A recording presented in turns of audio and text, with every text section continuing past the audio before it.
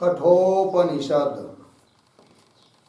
कठोपनिषद ग्रंथ में द्वितीय अध्याय और द्वितीय अध्याय में प्रथम वल्ली और इस प्रथम वल्ली के अंतर्गत द्वितीय मंत्र और मूल मंत्र का विचार हम लोगों ने कल किया था।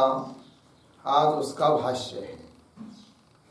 तो बताया था कि जो अल्प प्रज्ञ लोग है, मंद प्रज्ञ जिसको कहते हैं, वे लोग बाह्य जो ऐसे काम्य पदार्थ हैं उन दृष्ट अदृष्ट काम्य पदार्थों के प्रति ही दौड़ते हैं, अर्थात उसके प्राप्ति के लिए प्रयत्न करते हैं।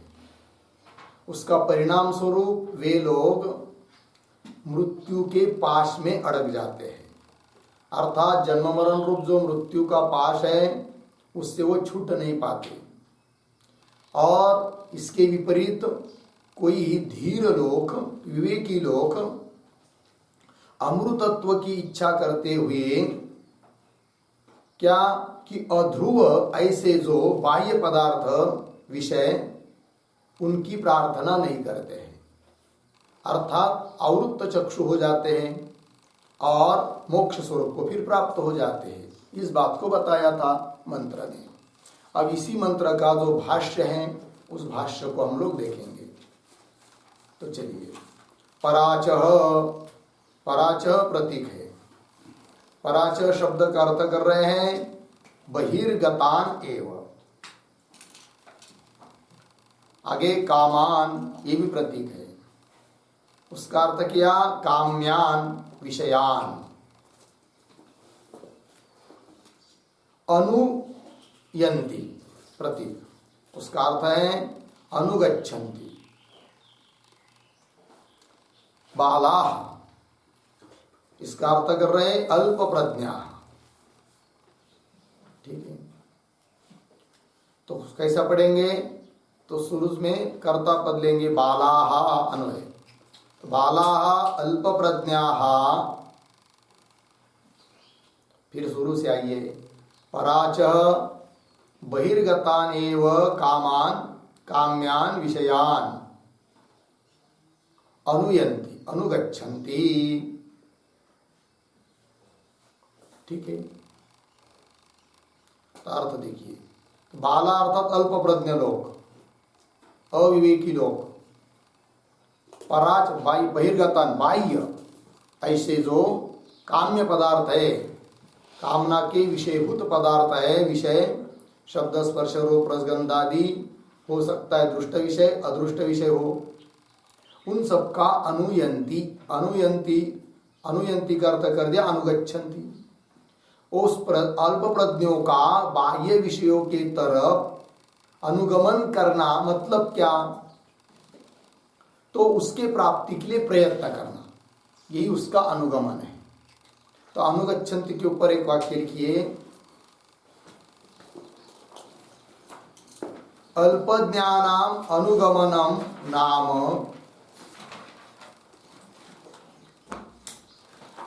अल्पज्ञानाम अनुगमनम नाम अनात्म दर्शन तृष्णा प्रेरिताः। अनात्म दर्शन तृष्णा प्रेरिताः सन्तः कामानां लब्धारः भवन्ति। लब्धारः भवन्ति। ठीक है, देखो भाई अर्थ। तो अल्पज्ञानाम अनुगमन, अल्पज्ञ पुरुषों का विषयों के प्रति अनुगमन, इसका मतलब अनात्म दर्शन और तृष्णा से प्रेरित होते हुए कामानाम लब्धार, काम्य पदार्थ जो है उनको प्राप्त करना, प्राप्त करने वाले हो जाते हैं, यही उनका अनुगमन करना है। तो चलिए भाष्य में, तो अनुयंती का अर्थ कर दिया अनुगच्छन्ति। उसके बाद आगे पढ़ते हैं ते, बाला अल्प प्रज्ञा तो पहले ले लिया ना, अन्वय हो चुका है। आगे ते शब्द, ते शब्द का अर्थ है बालाहा, मिल रहा है ना, ते बालाहा तेन कारणेन, मृत्यु हो प्रतीक है, उसका अर्थ कर रहे हैं अविद्या काम कर्म समुदायस्य, यंती, यंती का अर्थ कर रहे हैं गच्छन्ति, विततस्य प्रतीक है, उसका अर्थ कर रहे हैं विस्तीर्णस्य, मतलब सर्वतः व्याप्तस्य, पाशम प्रतीक, उसका अर्थ कर रहे हैं पाश्यते बध्यते येन, तम पाशम, पाशम शब्द का अर्थ कर रहे पुनः देहेंद्रियादि संयोग वियोग लक्षण। ठीक है जी। अब देखिए इसका भी थोड़ा अन्वय करेंगे। तो शुरू में शब्द आया है ते, वहां से पढ़ते हैं ते, तेन कारणेन, फिर दो चार शब्द छोड़कर आगे विततस्य, विस्तीर्णस्य, सर्वतः व्याप्तस्य, फिर पीछे आइए मृत्यु हो अविद्या काम कर्म समुदायस्य,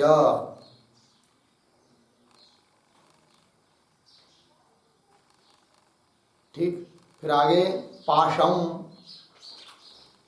पाश्यते बध्यते येन, तम पाशम देहेंद्रियादि संयोग वियोग लक्षण, फिर पीछे बीच में आया है यंती गच्छन्ति। ठीक है जी। यंती का अर्थ कर दिया गच्छन्ति, और उस यंती का कर्ता कौन है? हाँ ते का मतलब बाला, ते यंती गच्छन्ति। कहा कुत्र गच्छन्ति? पाशम, ते पाशम गच्छन्ति, यंती, लग रहा है कि नहीं? और किसका पाश? मृत्यु हो पाशम, मृत्यु रूप पाश को प्राप्त हो जाते हैं। वो मृत्यु रूप पाश भी कैसा है? विततस्य, तो वितत ऐसा जो मृत्यु रूप पाश, उस पाश को प्राप्त होते हैं। लग रहा है कि नहीं पंक्ति? तो बोलेंगे क्यों?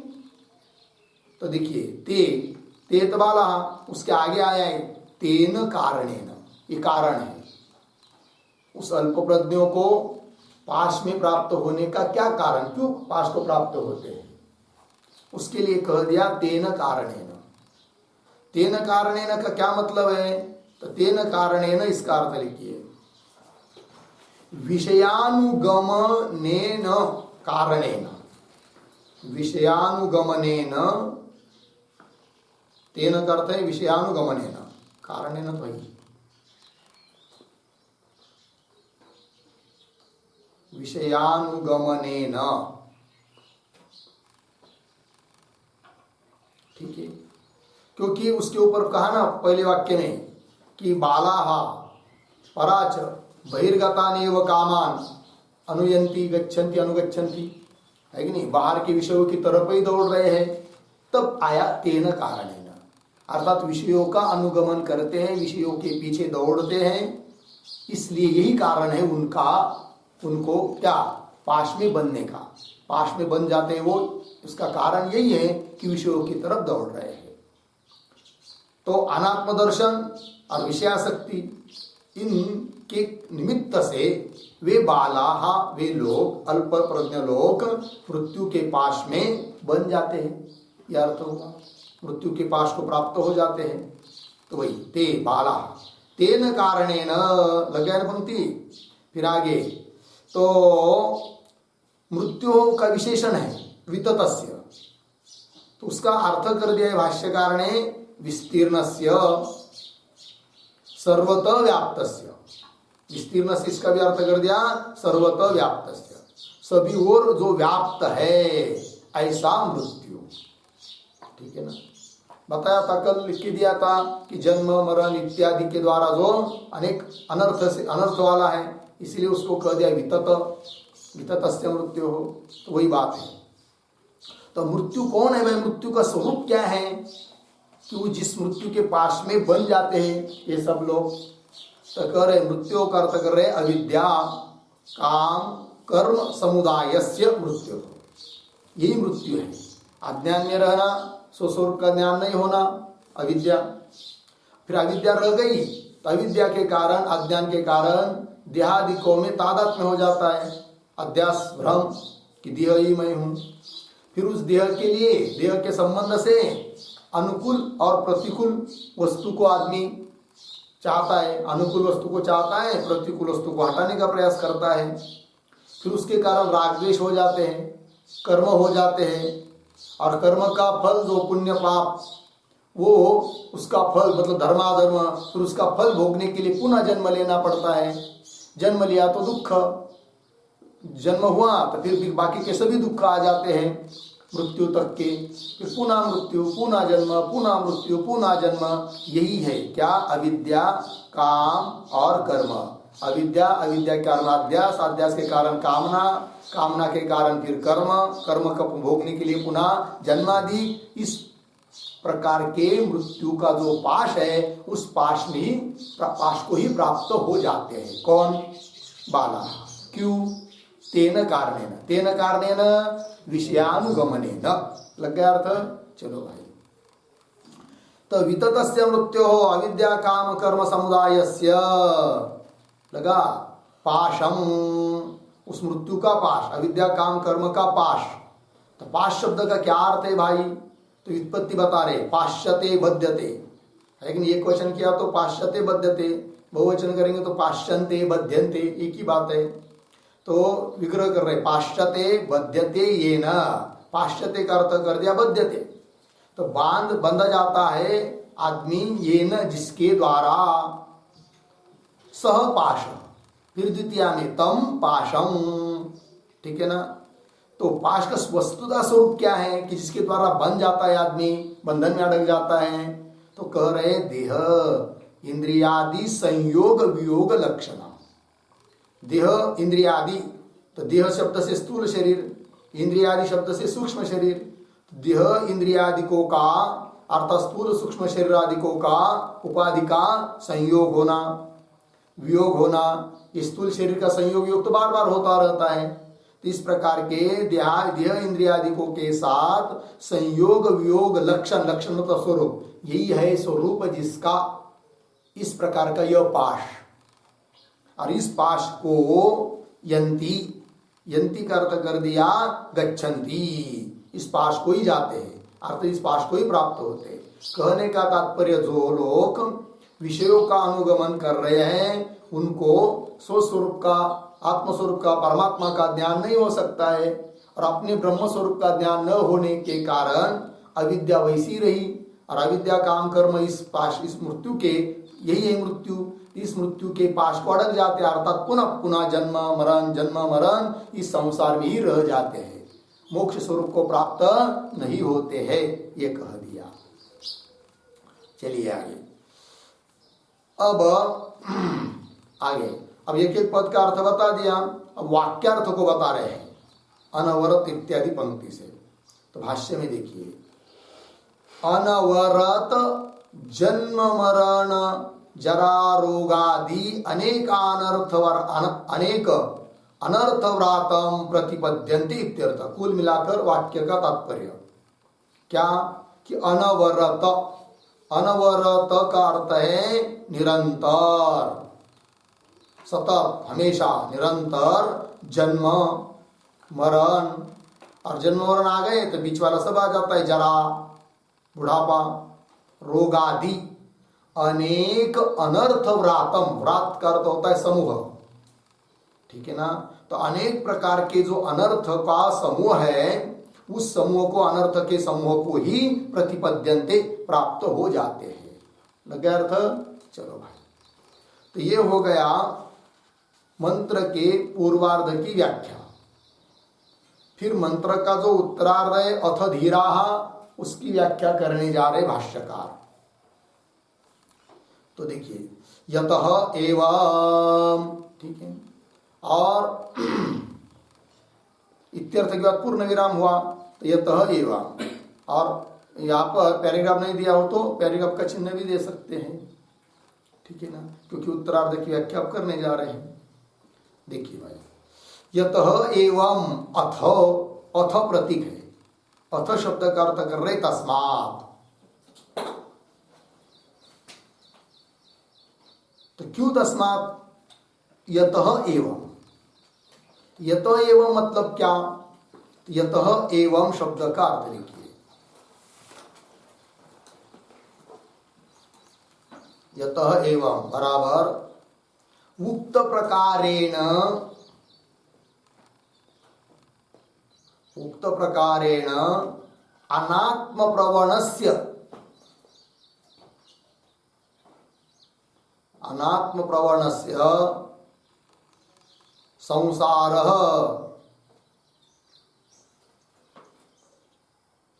संसारः भवति। हो गया यत एवं। यत एवं मतलब जिस कारण से कि ऐसा है, तो क्या ऐसा है? तो अभी तक ऊपर कहे हुए के अनुसार उक्त प्रकारेण अनात्म प्रवणस्य, अनात्मा में ही जो प्रवण है, तत्पर है, दक्ष है अनात्म दर्शन करने में और विषयासक्ति में ही जो प्रवण है, उनके लिए संसार भवति, संसार की प्राप्ति होती है। यत एवं ऐसी स्थिति है, इसलिए अथ तस्मात्, है कि नहीं? क्या? धीराः प्रतीक, धीराः का अर्थ कर रहे विवेकिनः, विवेकी लोग, विवेकिनः प्रत्यगात्म स्वरूप अवस्थान लक्षणम अमृतत्वम ध्रुवम विदित्वा। देखिए भाई, तो धीराः, तो मूल मंत्र में धीराः पद आया है, तो धीरा का अर्थ कर दिया विवेकिनः, और धीराः इस पद के बाद पाठक्रम के अनुसार अमृतत्व पद आया है मंत्र में, अतः अमृतत्व को बता रहे, अमृतत्व क्या चीज है करके भाष्यकार। तो धीरा का अर्थ कर दिया विवेकिनः, फिर अमृतत्व का अर्थ कर रहे प्रत्यगात्म स्वरूप अवस्थान लक्षणम अमृतत्व, ये है अमृतत्व का स्वरूप। प्रत्यगात्म स्वरूप अवस्थान, अवस्थान शब्द का अर्थ होता है स्थिति। तो प्रत्यगात्मा जो ब्रह्म, प्रत्यग भिन्न ब्रह्म, उसके स्वरूप में अवस्थान हो जाना, स्थिति हो जाना, अर्थात उस प्रत्यगात्मा ब्रह्म को मैं के रूप में, मैं अहम, मैं इस शब्द के रूप में दृढ़ अप्रोक्ष साक्षात्कार उसका हो जाना।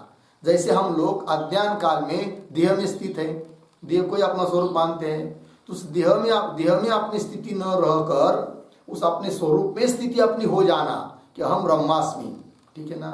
तो वही है अमृतत्व, क्योंकि उसका नाश कभी होता नहीं है, ध्रुवम है, वो नित्य है, वही कह रहे हैं।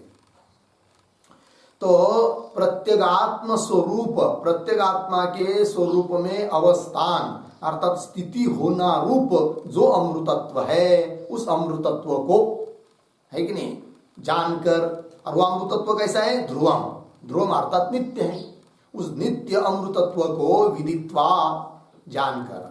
तो बोलेंगे भाई इसको ध्रुव क्यों कह दिया? ऐसा भी कोई अमृतत्व है क्या जो अध्रुव है? तो कह रहे हाँ, देवता लोगों को जो अमरत्व भाव प्राप्त हुआ है, या देवता के लोगों के पास जो अमृतत्व है कि नहीं, वो कैसा है? अध्रुव है। पुण्य के बल पर उनको स्वर्ग आदि की प्राप्ति हुई है, देवताओं को भी अमर कहा जाता है, किंतु उनका अमरत्व वास्तविक अमरत्व नहीं है, वही कह रहे हैं। देवादि अमृतत्वम ही अध्रुवम, मिला, अध्रुवम, अध्रुवम शब्द का अर्थ होता है अनित्य। तो देवादि का जो अमृतत्व है, अर्थात देवता को भी, देवता लोग, स्वर्ग में रहने वाले देवता लोग, इंद्र वगैरह, वो भी अमर है, किंतु उनका अमरत्व, अमृतत्व अध्रुव है, अनित्य है, कुछ देर काल के लिए, हमेशा के लिए नहीं। तो देवादि अमृतत्वम ही अध्रुवम। इदम तु, इदम तु, इदम मतलब इदम कौन? प्रत्यगात्म स्वरूप अवस्थान लक्षणम इदम तू, वही करे आगे, इदम तू प्रत्यगात्म स्वरूप अवस्थान लक्षणम दिया ही आगे। इदम तू, इदम मतलब कौन? यही प्रत्यगात्म स्वरूप अवस्थान लक्षणम, यही इदम। ये कैसा है? ध्रुव है कि नहीं? नित्य है, सापेक्षिक नित्य नहीं है, निरपेक्ष नित्य है। क्यों? वो कर्म के द्वारा प्राप्त नहीं हुआ है। और देवता लोगों का जो अमृतत्व भाव है वह कर्म के द्वारा प्राप्त हुआ है, अतः अनित्य है। और यह अमृतत्व कर्म से प्राप्त नहीं हुआ है, अतः निरपेक्ष नित्य है। श्रुति भी इस बात को कहती है। क्या कहती है? न कर्मणा वर्धते नो कनियान इति ध्रुवम। इस श्रुति को प्रमाण देकर पुनः बता दिया कि इदम, इदम अर्थात प्रत्यगात्म स्वरूप अवस्थान लक्षण रूप जो अमृतत्व है वह ध्रुव है, नित्य है, निरपेक्ष नित्य है। श्रुति भी कह रही है। क्या कहती है श्रुति? न कर्मणा वर्धते, ऐसा ही अमृतत्व है कि जो कर्म से बढ़ता नहीं है। कर्मणा न वर्धते और कर्मणा कनियान नो, मतलब छोटा भी नहीं होता है, कम भी नहीं होता है कर्म से, और बढ़ता भी नहीं है। ऐसा ही अमृतत्व है, स्वरूप है। लगा अर्थ? चलिए, बृहदारण्यक उपनिषद 4:4-23 ये नंबर है उसका। इति ध्रुवम, ध्रुवम के बाद पूर्ण विराम। फिर आगे चलिए। तद एवं भूतम कूटस्थम अविचाल्यम अमृतत्वम विदित्वा अध्रुवेषु सर्व पदार्थेषु अनित्येषु निर्धार्य ब्राह्मणाः इह, यह प्रतीक है, यह कर्त कर रहे संसारे अनर्थ प्राये न प्रार्थयन्ते किंचित अपि। ठीक है, प्रत्यगात्म दर्शन प्रतिकूलत्वात् पूर्ण विराम। अब अर्थ देखिए। तद एवं भूतम, लगा अर्थ? तद एवं भूतम मतलब हाँ, ध्रुव अर्थात नित्य, निरपेक्ष नित्य, ऐसा यह जो अमृतत्व है जिसका वर्णन अभी अभी ऊपर किया। तद एवं भूतम कैसा? तो देखिए, तद एवं भूतम कूटस्थम अविचाल्यम अमृतत्वम। तो कैसा पढ़ेंगे? तद एवं भूतम अमृतत्वम, फिर पीछे कूटस्थम अविचाल्यम विदित्वा हो गया। ठीक है, इस प्रकार का यह अमृतत्व कूटस्थम, कूटस्थ स्वरूप है, अर्थात कूटस्थ की तरह नित्य है। ठीक है ना? और अविचाल्यम, अविचाल्यम का अर्थ होता है जो विचलित नहीं होता है, जिसका अवस्थान्तर नहीं होता है, जो विकारी नहीं है, जो कार्य नहीं है, उसको कहते हैं क्या? अविचाल्यम। तो तदेवं भूतम अमृतत्वम कूटस्थम अविचाल्यम विदित्वा, इस प्रकार के इस अमृतत्व को जानकर, अमृतत्व का स्वरूप क्या बताया?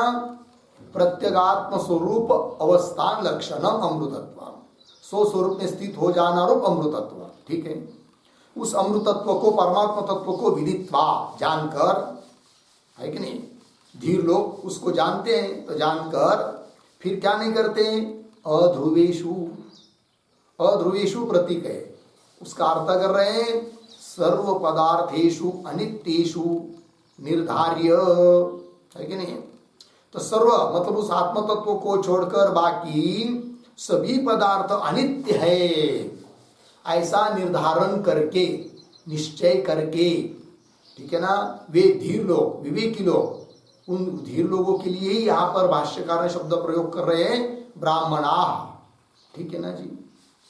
तो चलिए, अध्रुवेषु सर्व पदार्थेषु अनित्येषु निर्धार्य, सभी पदार्थ परमात्मा को छोड़कर सभी पदार्थ अनित्य ऐसा निर्धारण करके ब्राह्मणा, ब्राह्मणा मतलब विवेकिनः धीरा मुमुक्षवः इत्यर्थः, ब्रह्म को जानने के इच्छुक ब्राह्मणा। क्या? क्यों? ब्रह्मविद, ऐसा भी अर्थ कर सकते हैं ब्राह्मणा शब्द का। तो क्या करते वो? तो ब्राह्मणा इह अब यह के बाद देखिए, थोड़ा अन्वय करते हैं यह के बाद। तो ब्राह्मणा इह, उसके बाद एक शब्द छोड़कर अनर्थ प्राये, पीछे संसारे, आगे किंचित अपि न प्रार्थयन्ते, न प्रार्थयन्ते प्रत्यगात्म दर्शन प्रतिकूलत्वात्। ठीक है, चलिए। तो वे ब्राह्मण लोग, ब्रह्मविद मुमुक्षु लोग इस अनर्थ प्राये संसारे, अनर्थ प्राये, अनर्थ प्राय मतलब दुख बहुले, ये उसका अर्थ है। बहुत दुख है जिसमें, अनर्थ का समूह है, अनर्थ ही अनर्थ है, ऐसा यह कौन? संसार। तो अनर्थ प्राये संसारे, दुख बहुले संसारे, किंचित अपि, संसार के बारे में या संसार की किसी चीज को किंचित अपि न प्रार्थयन्ते, किसी भी चीज की कामना नहीं करते हैं। कौन? ब्राह्मणा धीरा विवेकिना। ठीक है ना? क्यों क्यों कामना नहीं करते इस संसार की चीजों की? तो उसका कारण बता रहे, हेतु प्रत्यगात्म दर्शन प्रतिकूलत्वात्। क्योंकि वे लोग चाहते हैं कि ध्रुव निरपेक्ष नित्य जो प्रत्यगात्मा स्वरूप है उसको ही हमको जानकर उसमें स्थित होना है, मोक्ष स्वरूप को प्राप्त करना है, और उसके लिए तो ये प्रतिकूल है। कौन? संसार की कामनाएं। इसलिए संसार की किसी चीज को वो चाहते नहीं है। ठीक है। प्रत्यगात्म दर्शन, दर्शन मतलब अपरोक्ष साक्षात्कार, तो प्रत्यगात्मा का साक्षात्कार करने में प्रतिकूल है। कौन? बाह्य पदार्थों की कामनाएं। अतः संसार की किसी चीज की वो कामना करते नहीं है, न प्रार्थयन्ते, कहा ना अभी। कुल मिलाकर तात्पर्य क्या? तो बता रहे, पुत्र वित्त लोकेश लोकैषणाभ्यः वित्तिष्ठन्ति एव इत्यर्थः, एक अर्थ हुआ। तो तीन ऐषणा होती है, सभी संसार की कामनाओं का अंतर्भाव इन तीन ऐषणा के अंतर्गत हो जाता है। ऐषणा मतलब चाहना, लालसा, कामना। तो कौन तीन कामनाएं होती है जो मुख्य है, कि जिसके अंतर्गत सब कुछ आ जाता है, सभी कामनाएं आ जाती है? तो एक होती है पुत्रैषणा, पुत्र प्राप्ति की इच्छा। दूसरा होता है वित्तैषणा, धन और धन से प्राप्त होने वाले विषय, वो सब इसके अंतर्गत आ जाते हैं, तो वित्तैषणा। और एक होती है लोकैषणा, लोकैषणा मतलब लोगों में प्रसिद्ध होने की कामना। ठीक है ना? कीर्ति प्रतिष्ठा ये सब इसके अंतर्गत आ जाता है। तो वे लोग न पुत्रैषणा को चाहते हैं, न लोकैषणा और न वित्तैषणा, इन तीनों ऐषणाओं को छोड़ देते हैं, उन तीनों से ऊपर उठ जाते हैं, अर्थात तीनों को छोड़ देते हैं, ये तात्पर्य। तो पुत्र वित्त लोकैषणाभ्य, इन ऐषणाओं से वित्तिष्ठन्ति मतलब उससे दूर हो जाते हैं, हट जाते हैं, उससे ऊपर उठ जाते हैं, अर्थात उसकी अपेक्षा करते नहीं, चाहते नहीं है। वित्तिष्ठन्ति एव इत्यर्थः, यह अर्थ हुआ। ये द्वितीय मंत्र का भाष्य यहाँ पर समाप्त हुआ। बहुत अच्छा अच्छा मंत्र है, कंठस्थ करने चाहिए सभी। ठीक है जी, चलिए अब आगे चलेंगे। तृतीय मंत्र का, मंत्र की जो अवतरणिका है, अवतरणिका अवतरण रूप भाष्य है, उसको अब देखिए। यद विज्ञानात् न किंचित अन्यत् प्रार्थयन्ते ब्राह्मणाः कथम तद अधिगमः इति उच्यते। मिला पंक्ति? देखिए थोड़ा सा अन्वय करेंगे। बीच में ही पद आया है ब्राह्मणाः। देखिए भाई, ब्राह्मणाः, फिर शुरू में यद विज्ञानात् अन्यत् किंचित, अन्यत् के पीछे किंचित, उसके पीछे न, अन्यत् किंचित न प्रार्थयन्ते। मिला? फिर आगे तद अधिगमः कथम इति उच्यते। अर्थ को देखिए। तो ब्राह्मणा अर्थात मुमुक्षु लोग या ब्रह्मवेत्ता लोग, यद विज्ञानात् जिसका विज्ञान, विज्ञान अर्थात ज्ञान अर्थात साक्षात्कार हो जाने से, पंचमी यद विज्ञान, जिसका साक्षात्कार हो जाने के कारण, हो जाने से अन्यत किंचित न प्रार्थयन्ते, और दूसरे किसी चीज की कामना नहीं करते हैं। जिसको जान लेने से, जिसको ब्रह्मबोध हो जाता है, अहम ब्रह्मास्मि दृढ़ बोध जिसको हो जाता है, वह व्यक्ति किसी भी अनात्म पदार्थ की कामना नहीं करता है। ठीक है, तो वही तो ब्राह्मण ज्ञानी लोग जिसके ज्ञान होने से उसको, उस परमात्मा को छोड़कर अन्य किंचित कुछ भी, थोड़ा भी न प्रार्थयन्ते, कामना नहीं करते हैं। ऐसा जो तत्व है कि जिसके जानने से कामना नहीं कर रहे, तद अधिगम, तद नाम उस तत्व को ब्रह्म, अधिगम, अधिगम का अर्थ होता है बोध, ज्ञान। कथम, उस ब्रह्म तत्व का अधिगम अर्थात बोध, ज्ञान, साक्षात्कार कथम, कैसा होगा, इति उच्यते। तो कैसा होगा प्रश्न हुआ, तो उत्तर दे रहे इति उच्यते, अब बता रहे हैं उसका साक्षात्कार कैसा होगा करके, उसका बोध कैसा होगा करके। ठीक है, चलिए तो मंत्र का उच्चारण कर लेते हैं। येन रूपम रसम गंधम, येन रूपम रसं गन्धं शब्दान् स्पर्शांश्च मैथुनान्, शब्दान् स्पर्शांश्च मैथुनान् एतेनैव विजानाति एतेनैव विजानाति किमत्र परिशिष्यते किमत्र परिशिष्यते एतद्वै तत्। एतद्वैतत्। येन रूपं रसं गन्धं शब्दान् स्पर्शांश्च मैथुनान् एतन्नैव विजानाति किमत्र परिशिष्यते येन येन रूपम रसम गंधम शब्दान स्पर्शान च मैथुनान एतेन एव विजानाति किम अत्र परिशिष्यते एतत् वै तत्। ठीक, अन्वय। रूप रसम गंधम शब्दान स्पर्शान च मैथुनान, पीछे येन विजानाति, विजानाति अंतिम का शब्द है तत्, उसके पीछे एतद् वै, तत् एतद् वै, पुनः बीच में एतेन एव, एतेन एव, आगे अत्र किम परिशिष्यते। ठीक है, चलो भाई, तो अर्थ को थोड़ा देखिए।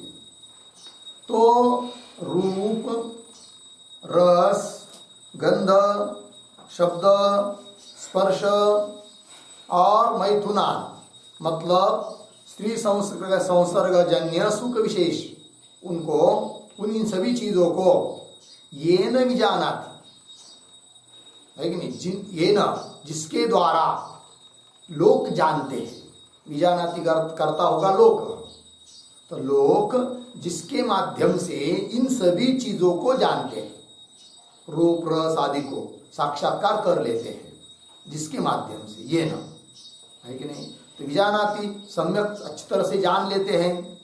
तो तत्, उसके बाद तत्पद लिया ना हम लोगों ने, तत् एतद् वै, तो तत् मतलब तत् नचिकेता के द्वारा पूछा गया और देवता लोगों ने जिसके बारे में संशय किया है, तत्, वह तत् अर्थात वह ब्रह्म, एतद् वै, यही है कि नहीं, जिसके द्वारा लोक शब्द स्पर्श आदि सभी चीजों को जान रहे हैं, तत् वही तत् ब्रह्म है कि जिसके बारे में नचिकेता ने यमराज जी को पूछा था, और यमराज जी ने भी जिसके बारे में उपदेश किया, और देवता लोगों को भी जिस तत्व के बारे में संशय हो जाता है, विचिकित्सा हो जाती है, ऐसा जो तत्व है वही वो है, तत् एतद् वही।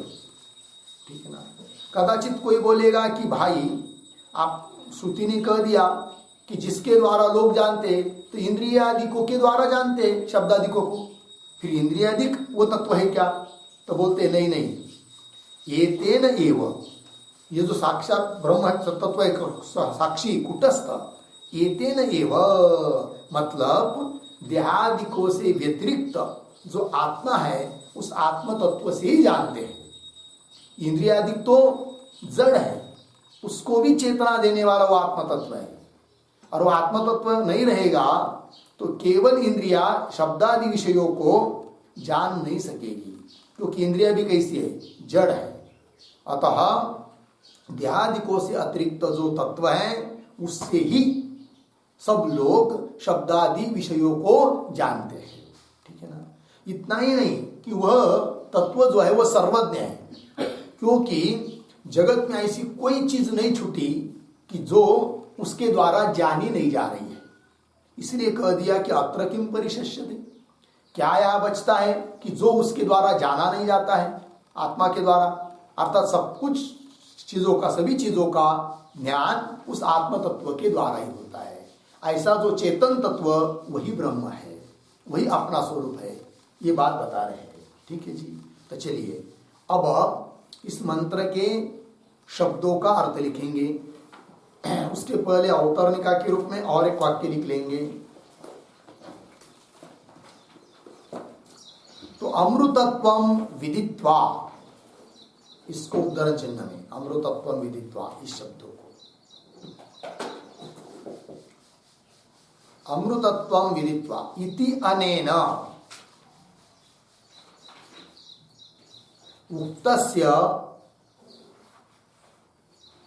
आत्मवेदनस्य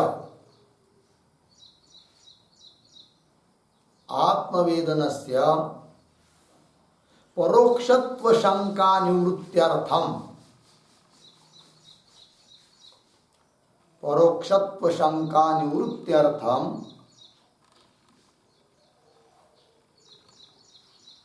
कार्यकरण संघात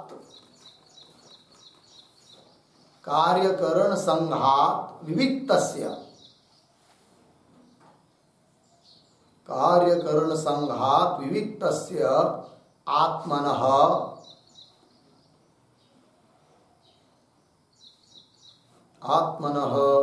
चैतन्य स्वरूप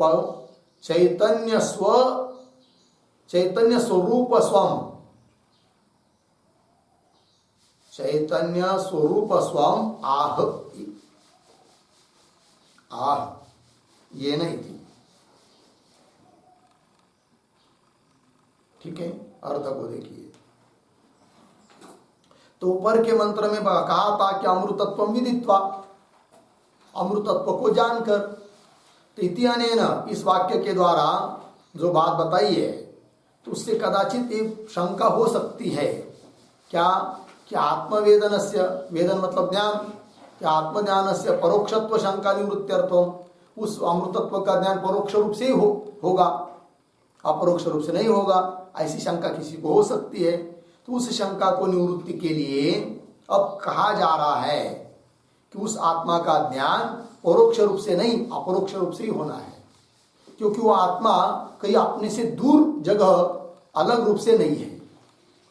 तो जिस इंद्रियादिकों के द्वारा है कि नहीं हम लोग जान रहे हैं, तो उन इंद्रियादिकों को भी जो प्रेरणा देने वाला है, अर्थात इंद्रियादिकों की प्रवृत्ति भी जिसकी सत्ता से हो रही है, वो चैतन्य तत्व वही आत्मा है, वही अमृतत्व है, वही अपना स्वरूप है। अतः वो अपरोक्ष है, परोक्ष नहीं है। तो वही लिख रहे कार्यकरण संघात विविक्तस्य, कार्यकरण संघात देह इंद्रियादिक, इनसे विविक्त भिन्न जो आत्मा है, तो आत्मनः चैतन्य स्वरूप स्वम, वो चैतन्य स्वरूप है और अपना ही स्वरूप है, चैतन्य स्वरूप स्वम, वो अपना ही स्वरूप है। इस बात को दिखा रहे अब इस मंत्र के द्वारा। ठीक है जी। तो चलिए अब मंत्र के शब्दों का अर्थ लिखेंगे अन्वय के अनुसार। तो प्रतीक है रूपम, रूपम बराबर नील पीतादि लक्षणम,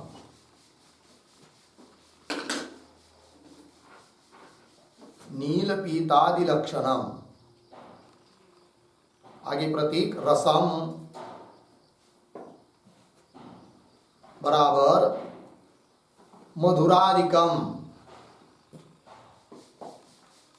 मधुरादिकम। आगे गंधम प्रतीक बराबर सुरभि असुरभि लक्षणम, सुरभि असुरभि लक्षणम।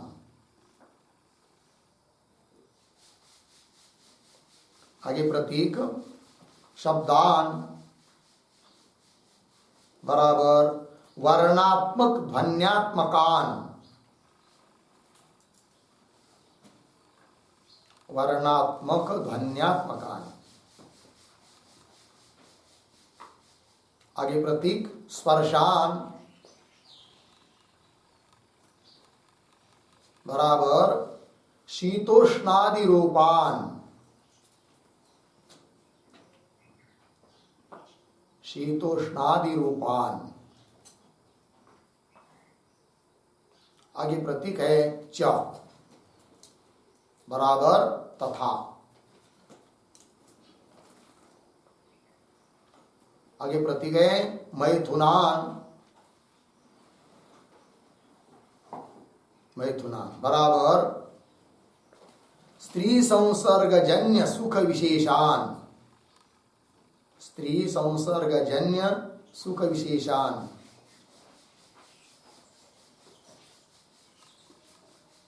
स्त्री संसर्गजन्य सुख विशेषान। आगे प्रतीक है ये न, ये न बराबर अपरोक्ष साक्षी भूतेन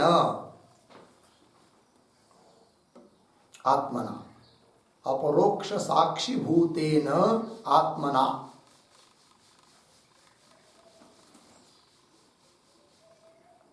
आगे प्रतीक विजानाति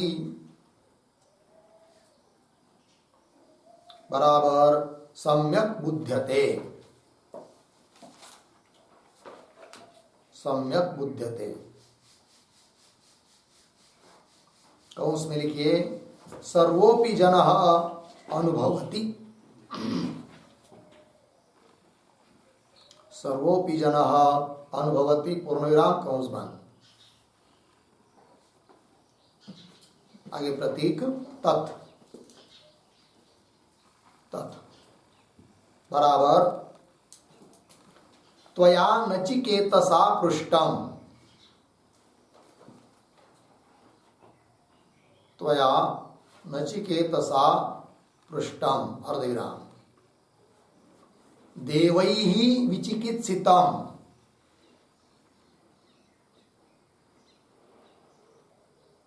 देवैः विचिकित्सितम ब्रह्म।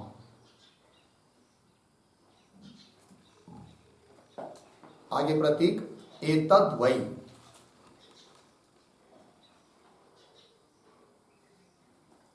एतद् वै बराबर साक्षी चैतन्यम एव,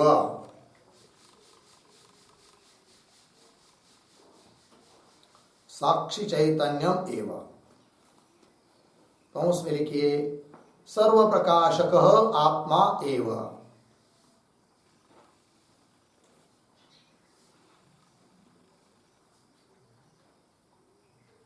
सर्व प्रकाशक आत्मा एव। कौंस बंद हो गया पूर्ण। अब थोड़ा आगे कौंस में लिखिए ननु लोकः, ननु लोकः इंद्रियादीना, इंद्रियादीना रूपादीन जानाति, रूपादीन जानाति अर्धविराम। न तु साक्षीभूतेन आत्मना, न तु साक्षीभूतेन आत्मना इति आशंक्य, इति आशंक्य अर्धविराम इंद्रियादीनां जड़त्वेन, इंद्रियादीनां जड़त्वेन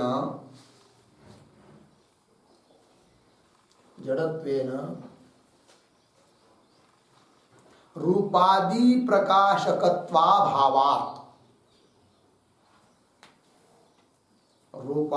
प्रकाशकत्वाभावात्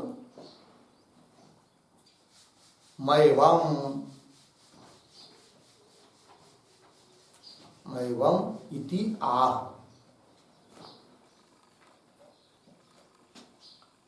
आगे की तरफ बांध देकर कौंस बंद। फिर आगे प्रतीक एतेन एव, एतेन एव बराबर देहादि व्यतिरिक्तात्मना एव, देहादि व्यतिरिक्तात्मना एव, देहादि व्यतिरिक्तात्मना एव विजानाति, विजानाति इति पूर्ण विराम। आगे कौंस में लिखिए वाक्य आत्मनः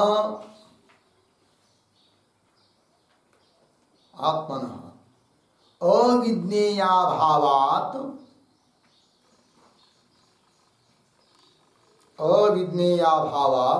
सर्वज्ञत्वम् आह।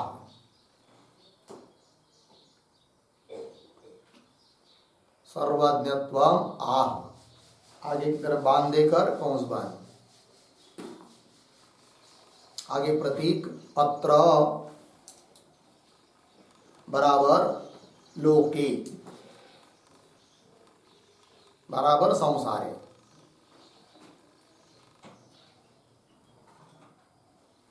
आगे प्रतीक किम परिशिष्यते,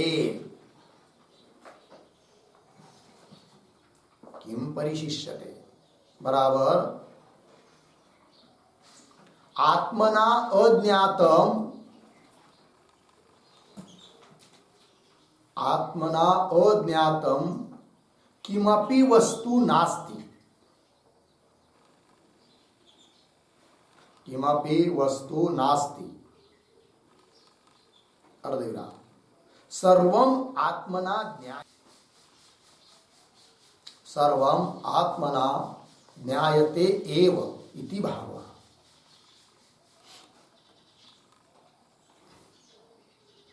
ज्ञायते एव इति भावः हो गया। चलिए भाई ये हो गया। अब थोड़ा अर्थ समझ लेंगे। रूपम नील पीतादि लक्षणम, नील पीत हरा काला पीला ये सब रूप है। रस मधुरादिकम आदि शब्द से सभी रस लेने 6 प्रकार के, लेकिन मधुर आम्ल लवण कटु कषाय तिक्त वगैरह। गंध सुरभि असुरभि, सुगंधित सुगंध दुर्गंध ये सब। शब्द, शब्द के भी 2 प्रकार होते हैं, वर्णात्मक शब्द ध्वन्यात्मक शब्द। ध्वनि घंटी बज रही तो ध्वन्यात्मक शब्द हुआ, मृदुंग बज रहा है ध्वन्यात्मक शब्द हुआ, और हम लोग बोल रहे तो वर्णात्मक हुआ। तो वर्णात्मक ध्वन्यात्मकान शब्दान। स्पर्श, स्पर्श से सभी स्पर्श, शीत उष्ण शीतोष्ण जो भी होंगे, शीतोष्णादि रूपान। च तथा मैथुनान मतलब स्त्री संसर्ग से जन्य जो सुख विशेष रूप वृत्ति, उसको भी लेना है। तो मतलब इतना ही नहीं, रूप रस से 2-4 नाम गिनाए, इतना ही नहीं, सब कुछ जाना जा रहा है जिससे। तो उदाहरण रूप से 2-4 बता दिया, रूप रस आदि जिसके द्वारा जाना जा रहा है।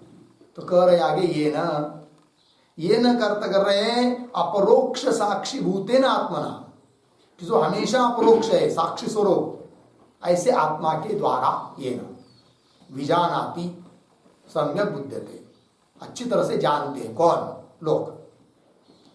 सर्वोपि जनः अनुभवति, सभी लोग जिस आत्म चैतन्य के द्वारा रूप रस आदि सभी विषयों को अच्छी तरह से सम्यक तरह से जान रहे हैं, ठीक है ना।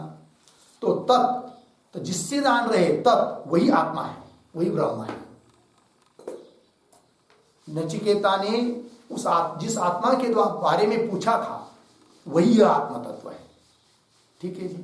तो वही कह रहे तत्का अर्थ कर रहे हैं त्वया नचिकेतसा पृष्ठम, तुम जो नचिकेता हो उस नचिकेता के द्वारा पूछा गया तत्व यही है वो।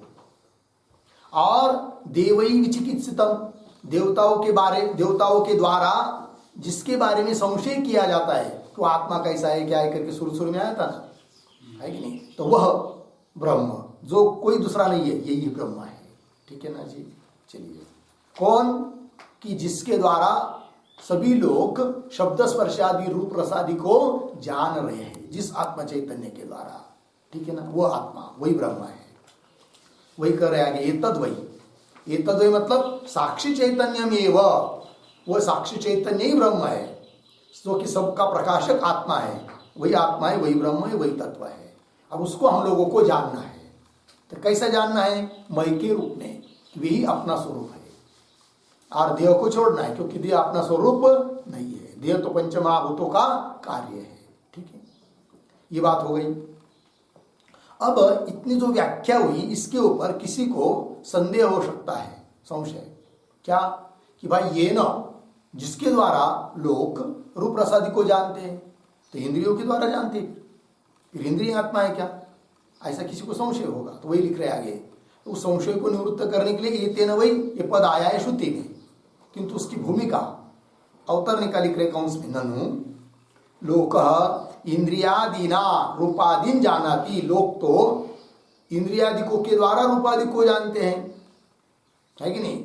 सब लोग ऐसे ही समझते हैं कि नहीं व्यवहार में, जिसको शास्त्र आदि को संस्कार नहीं है वो यही समझते हैं कि इंद्रिय चक्षुर इंद्रिय के द्वारा हम रूप को जानते हैं, रसन इंद्रिय के द्वारा रस को जानते हैं। इस प्रकार से ऐसा तो कोई नहीं समझता क्या कि मैं साक्षी चैतन्य के द्वारा, साक्षी चैतन्य के कारण रूप रस को जान रहा है, ऐसा कोई समझता नहीं है लोग दुनिया में।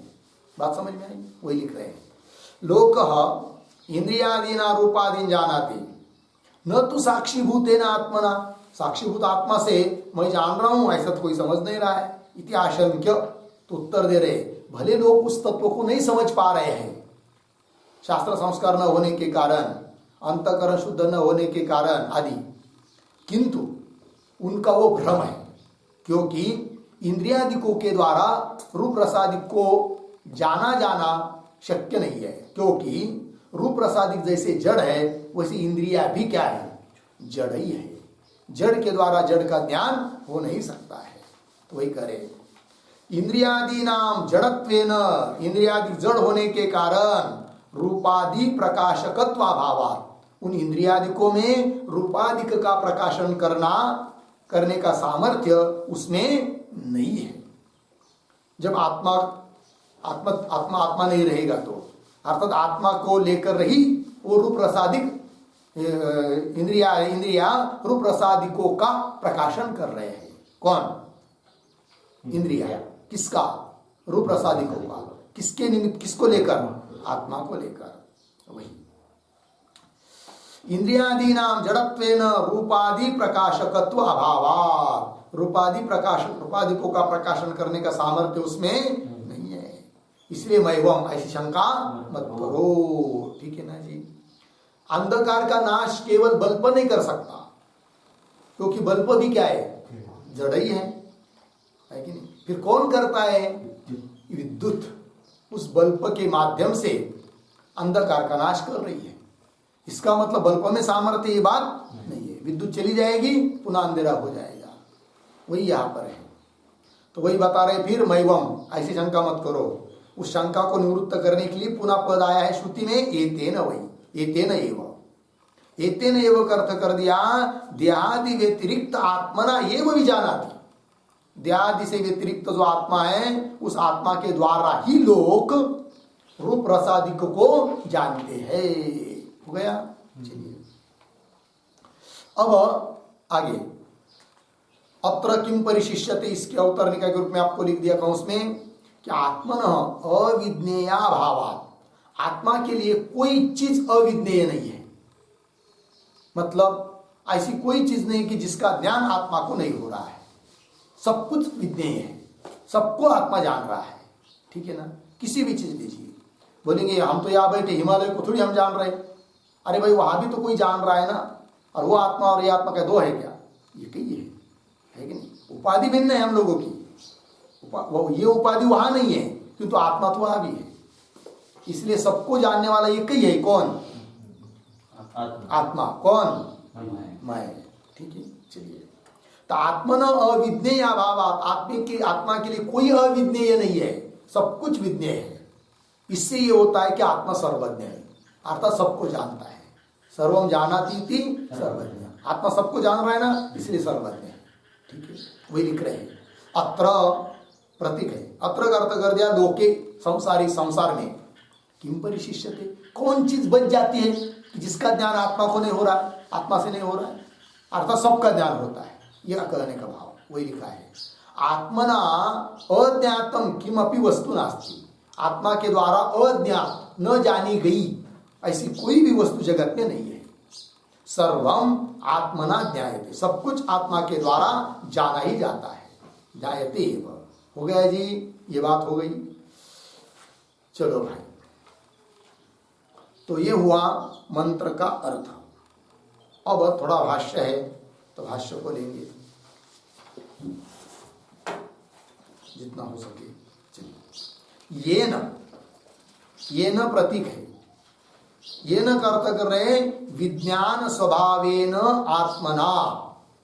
स्वभाव शब्द का अर्थ स्वरूप, तो विज्ञान स्वरूप आत्मा के द्वारा। ये न क्या? रूपम, रसम, गंधम, शब्दान, स्पर्शान च मैथुनान। मैथुनान का अर्थ कर रहे हैं मैथुन निमित्तान सुख प्रत्ययान। ठीक है ना? मैथुन के निमित्त से जो उत्पन्न होते सुख प्रत्यय, सुखाकार वृत्तियां, उनको भी विजानाति। विजानाति का अर्थ कर रहे हैं विस्पष्टम जानाति, स्पष्ट रूप से जानते हैं। कौन? सर्वः लोकः, पूर्ण विराम। तो कैसे पढ़ना चाहिए इसको?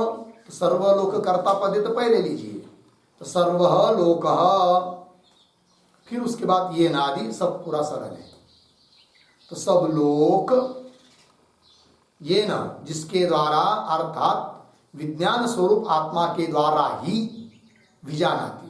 तो मुख्य वाक्य हुआ सर्वः लोक ये न विजानाति, सब लोग जिसके द्वारा जानते हैं।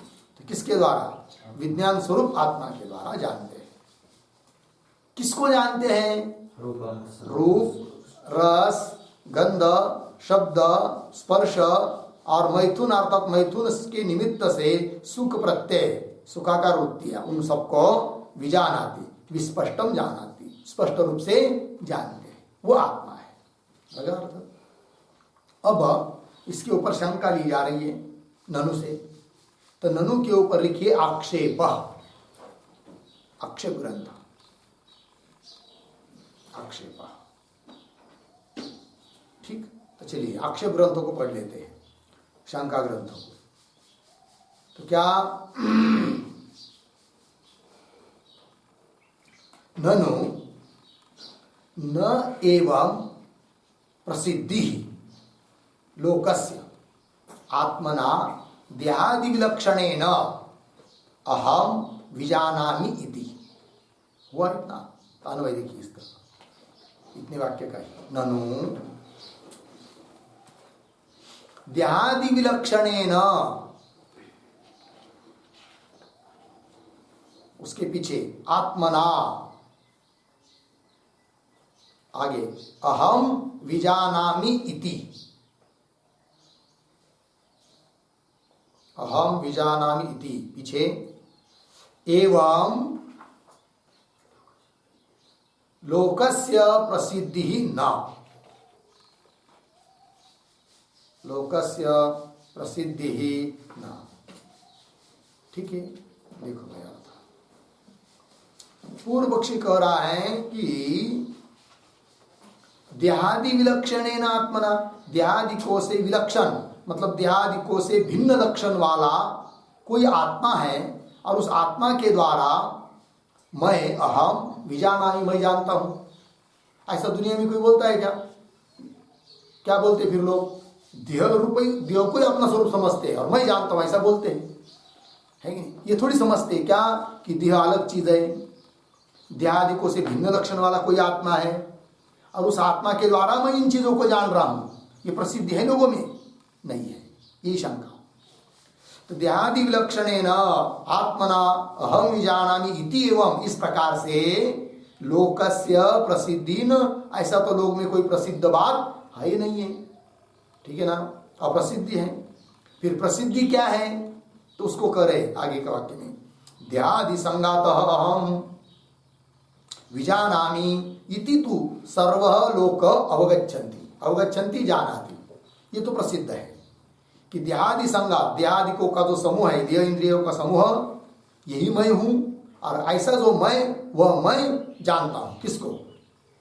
शब्द स्पर्श रूप रस इत्यादि को, है कि नहीं? तो विजानामि इति, इस बात को तो तू सर्व लोक अवगच्छन्ति, सब लोग जानते हैं। अर्थात प्रसिद्ध किस चीज की है?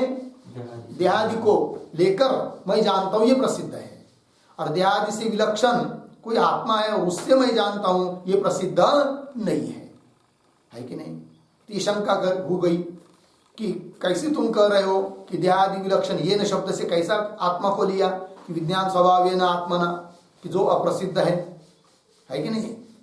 तो है कि नहीं? तो क्या कर रहे हैं? देहादिकों से विलक्षण विज्ञान स्वभाव आत्मा है और उसके द्वारा मैं जानता हूं ये अप्रसिद्ध है, इसलिए उस आत्मा को, आत्मा के द्वारा मैं जानता हूं, या ये न शब्द से आत्मा ऐसा अर्थ नहीं करना चाहिए क्योंकि अप्रसिद्ध है। ये पूर्व पक्षी का अभिप्राय।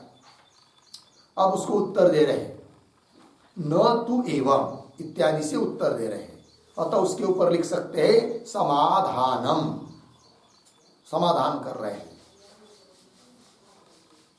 ठीक है। तो न तु एवं, ऐसी बात नहीं है। ऐसी बात नहीं मतलब कि सिद्धांती उत्तर देना चाह रहे हैं कि हे पूर्व पक्षी, तुम जो कह रहे हैं कि ये बात तो ठीक है कि लोग में प्रसिद्ध नहीं है, इतनी बात ठीक है, किंतु केवल प्रसिद्ध न होने मात्र से आत्मा नहीं है और उसके द्वारा प्रकाशन नहीं हो रहा है, ये नहीं कह सकते, भले प्रसिद्ध न हो।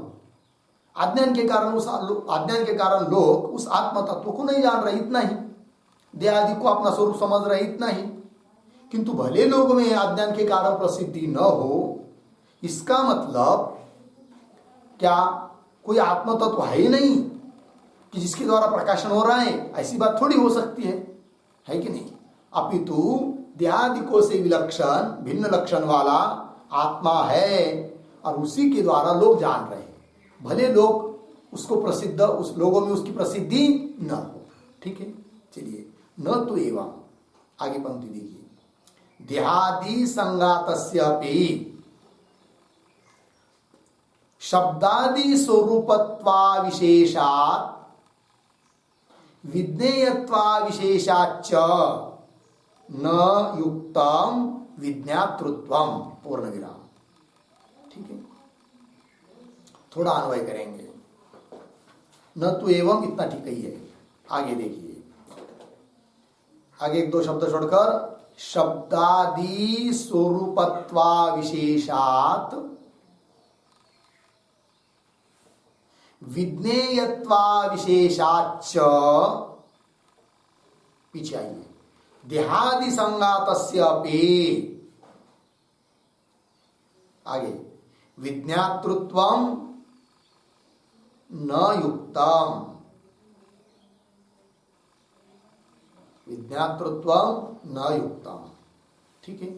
अर्थ को देखिए, तो सिद्धांती उत्तर दे रहे हैं कि भले लोग देहादि संगत को लेकर, देहादि संगत को ही मैं समझते हैं और वही मैं जानता हूं, ऐसा समझ रहे हैं, किंतु देहादि संगात शब्द स्पर्श इत्यादि विषयों को या किसी चीज को जान नहीं सकता है। क्यों? उसका कारण बता रहे, दो हेतु दे रहे यहां पर। कौन दो हेतु है? तो शब्दादि स्वरूपत्व अविशेषात् एक, और विज्ञेयत्वा विशेषात् दूसरा हेतु। ये दो हेतु है और दो हेतु होने के कारण क्या देहादि संगातस्य अपि विज्ञातृत्व न युक्तम, ये कहना है मुख्य बात कि देहादि जो संगात है उसमें उसका उसमें विज्ञातृत्व न युक्तम। विज्ञातृत्व मतलब ज्ञातापना, वो ज्ञाता है कौन? देहादि संगात ज्ञाता है, जानने वाला है, ये कहना न युक्तम, ठीक नहीं है। बोलेंगे क्यों? क्यों नहीं जानता है देहादि संगात ही, क्यों वो ज्ञाता नहीं है कि नहीं? उसके लिए हेतु, क्या हेतु दिया? शब्दादि स्वरूपत्व अविशेषा। एक देखो भाई, हम लोग जिस शब्द स्पर्श रूप रस गंध को जान रहे हैं, विषयों को जान रहे हैं, बरोबर, वे शब्द स्पर्शादिक विषय चेतन है कि जड़ है? जड़ है। इसलिए वो स्वयं को नहीं जान सकते, दूसरे को भी नहीं जान सकते, शब्दादि विषय। और यह जो शरीर है हम लोगों का, शरीर इंद्रिय का जो संगात है, वे क्या? वो भी शब्दादि स्वरूप ही है, जड़ तो है ही, तो शब्दादि को से भिन्न नहीं है, ठीक है ना? शब्द स्पर्श रूप रस गंध सब इसमें है कि नहीं? देह में शब्द स्पर्श रूप रस गंध, उससे अतिरिक्त तो वो नहीं है कि नहीं? अविशेष, दो शब्द, विशेष और अविशेष। विशेष कहते विलक्षण विशेष, और अविशेष का अर्थ होता है समान, ठीक है ना? अविशेष मतलब समान, नहीं, हम कोई विशिष्ट नहीं है। विशिष्ट नहीं मतलब क्या? सामान्य है। उस प्रकार शब्द प्रयोग हुआ यहां पर, शब्दादि स्वरूपत्व अविशेषात, है कि नहीं? शब्दादि जो स्वरूप है उससे कोई भिन्न विलक्षण नहीं है देह, शब्दादि की तरह ही है। तो जैसे ज्ञेय शब्द स्पर्श रूप रस गंध ये स्वयं को नहीं जानते हैं और एक दूसरे को भी नहीं जानते हैं, उस प्रकार देह भी उन शब्दादि को भी नहीं जान सकता और स्वयं को भी नहीं जानता है। क्योंकि क्या? कि शब्दादि को से भिन्न वो नहीं है। कौन? देह। वही हेतु दिया, शब्दादि स्वरूपत्व अविशेषात। एक बात और एक बताया, विज्ञेयत्व अविशेषात। शब्द स्पर्श रूप रसगंध घटादि विज्ञेय है कि नहीं? विज्ञेय अर्थात ज्ञेय, ज्ञेय अर्थात दृश्य, दृश्य है, और देह भी दृश्य है। अर्थात उन घटादियों से, शब्दादियों से कोई भिन्न विलक्षण देह नहीं है। वे जैसे दृश्य है, विज्ञेय है, वैसे ही भी विज्ञेय है, दृश्य है। तो विज्ञेयत्व अविशेषा मतलब विज्ञेयत्व समान है। जैसे घटादियों में विज्ञेयत्व है मतलब दृश्यत्व है, विज्ञेयत्व का अर्थ दृश्यत्व, तो उसमें जैसा दृश्यत्व है वैसा देह में भी क्या है? दृश्यत्व है। अतः देहादि संगात में विज्ञातृत्व कहना उचित नहीं है। विज्ञातृत्व मतलब ज्ञातापन, प्रकाशकत्व कहना देह में ये उचित नहीं है। ये बात पंक्ति देखिए, शब्दादि स्वरूपत्वा विशेषात विज्ञेयत्वा विशेषाच्च देहादि संगातस्य अपि विज्ञातृत्वं न युक्तम। विज्ञातृत्व देह में मानना उचित नहीं है। लग गया अर्थ? अब ये जो हेतु रूप से दो विशेषण आए हैं, हेतु आए हैं, शब्दादि स्वरूपत्वा विशेषात मतलब शब्दादियों से वो भिन्न नहीं, समान है। क्यों? तो उस पर भी एक वाक्य लिखिए,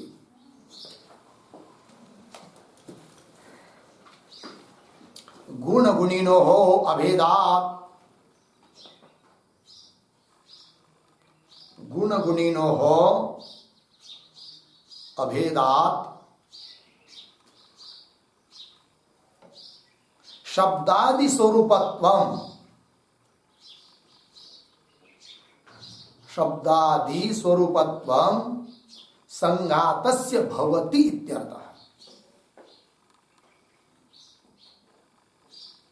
संघातस्य भवति इत्यर्थ हो गया। ठीक, देखो भाई, एक नियम होता है, गुण गुणिनो अभेदात। गुण गुणी का क्या होता है? अभेद। इस नियम से शब्दादि स्वरूपत्वम संघातस्य भवति, है कि नहीं? शब्दादि स्वरूप ही है कौन? संघात। क्योंकि शब्दादि गुण और देह गुणी, तो गुण गुणी का भेद होता है। अतः शब्दादि स्वरूप ही है कौन? देहादि संघात। हो गया। चलिए, और कहा क्या क्या कहा फिर अंतिम में, विज्ञातृत्वम न युक्तम। ठीक है ना। तो इस पर भी एक वाक्य लिखते हैं, अनुमान लिखा देते हैं न युक्तम के ऊपर। विज्ञातृत्वम न युक्तम कहा ना, तो लिखिए कार्य कारण संबंधिनः,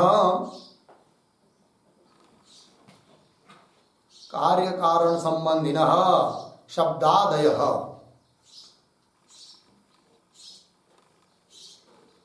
शब्दादयः। आगे स्वात्मानं, स्वात्मानं अन्यं च, अन्यं च न जानीयुः, न जानीयुः। आगे शब्दादित्वात्, शब्दादित्वात् दृश्यत्वात् वा, दृश्यत्वात् वा बाह्य शब्दादिवत्, बाह्य शब्दादिवत्। ठीक है, ये हो गया अनुमान। अर्थ को देखिए, कार्य कारण संबंधी न शब्दादय, कोई भी शब्दादि लीजिए, कार्य के संबंधी हो चाहे कारण के संबंधी हो, घटादि के संबंधी हो, देह के संबंधी हो, कौन, शब्दादिक। ठीक है, तो कार्य कारण संबंधी न शब्दादय, वे सभी शब्दादिक, देह भी क्या है, शब्दादि से भिन्न नहीं है कि नहीं। तो स्वात्मानम अन्यम च न जानीयुः, वे शब्दादिक स्वयं को, स्वात्मानम मतलब स्वयं को, और अन्य को न जानीयुः नहीं जानते हैं, जानने का अभाव। क्यों, शब्दादित्वा दृश्यत्वात्वा, क्योंकि शब्दादि स्वरूप होने से, क्यों अदृश्य होने से, स्वयं को भी नहीं जानते हैं, दूसरे को भी नहीं जानते हैं। दृष्टांत बाह्य शब्दादिवत, बाह्य जो घटपटादि में शब्दादि हैं उसकी तरह वे शब्दादि जैसे स्वयं को भी नहीं जानते, दूसरे को भी नहीं जानते हैं, उस प्रकार कार्य कारण, कार्य कारण मतलब देह इंद्रियादिकों का संग, समूह, उसमें रहने वाले या शब्दादि स्वरूप जो देह इंद्रिय, वे देह इंद्रियादिक भी अपने को और दूसरे को भी नहीं जान सकते, क्योंकि शब्दादि स्वरूप होने से, क्यों दृश्य होने से, बाह्य घटादि की, बाह्य शब्दादि की तरह। हो गया जी, ये हुआ भाई अनुमान। तो अब इसके बावजूद भी यदि कोई देहादिक संगात ही ज्ञाता है ऐसा समझता है, तो उसके लिए बाधक दे रहे, बाधक बता रहे हैं। तो किंतु उसका विचार हम लोग कल करेंगे। ठीक है ना, यदि ही इत्यादि पंक्ति से कल करेंगे। ओम पूर्णमदः पूर्णमिदं पूर्णात् पूर्णमुदच्यते पूर्णस्य पूर्णमादाय पूर्णमेवावशिष्यते। ओम